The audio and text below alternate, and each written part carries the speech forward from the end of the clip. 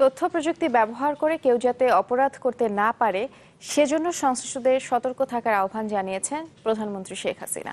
জানান এজন্য digital security act করা হচ্ছে। সকালে রাজধানীর বসুন্ধরা কনভেনশন সেন্টারে ডিজিটাল ওয়ার্ল্ড মেলা 2016 এর উদ্বোধনী অনুষ্ঠানে এসব কথা বলেন প্রধানমন্ত্রী। 2017 সালের মধ্যে 4G ইন্টারনেট সেবা চালু করা হবে বলেও জানান প্রধানমন্ত্রী।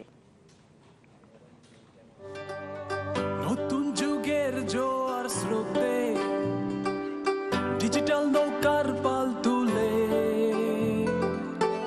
2008 সালে নির্বাচনী ইশতেহারে ডিজিটাল বাংলাদেশ গড়ার যে ঘোষণা ছিল, 8 বছরের ব্যবধানে তার বাস্তবতা মিলেছে অনেক খাতে।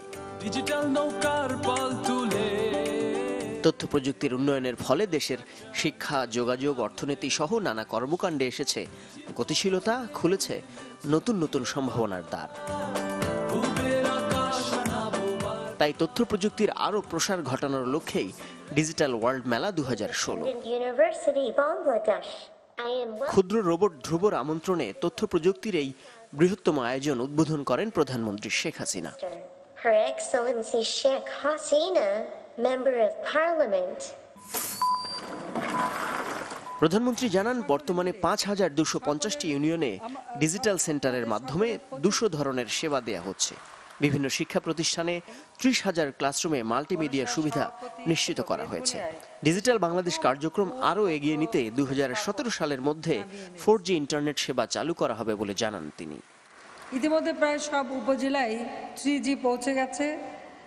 আগামী 2017 সালের মধ্যেই 4G চালু হয়ে যাবে ইনশাআল্লাহ। তথ্য প্রযুক্তি ব্যবহার করে কেউ যাতে অপরাধ করতে না পারে সে ব্যাপারে সংশ্লিষ্টদের সচেতন থাকার নির্দেশ দেন প্রধানমন্ত্রী।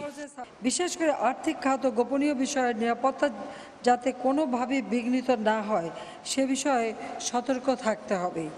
ডিজিটাল সুবিধা ব্যবহার করে অপরাধ কার্যক্রম যাতে কেউ চালাতে না পারে সে ব্যবস্থাও আমাদের নিতে হবে। তাই আমরা ডিজিটাল সিকিউরিটি অ্যাক্ট 2016 প্রণয়ন করতে যাচ্ছি। শেখ হাসিনা বলেন, একসময় হাওয়া ভবন সৃষ্টি করে ঘুষ বাণিজ্য করা হতো, এখন তথ্য প্রযুক্তির মাধ্যমে সেসব বন্ধ করা হয়েছে। একসময় এদেশে হাওয়া ভবন সৃষ্টি করে ঘুষ বাণিজ্যকে যে প্রাতিষ্ঠানিক রূপ দেওয়া হয়েছিল, আমরা তথ্য প্রযুক্তির ব্যবহারের মাধ্যমে তা বন্ধ করে দিয়েছি। টেন্ডার বাণিজ্য বন্ধ হয়েছে। সরকারি টেন্ডারগুলো এখন ইজিপিতে চলে এসেছে। অনুষ্ঠান শেষে নারীদের তথ্য প্রযুক্তি শিক্ষা কার্যক্রম স্মার্ট বাস কর্মসূচি উদ্বোধন করেন প্রধানমন্ত্রী। মাকসুদুন নবী, চ্যানেল 24, ঢাকা।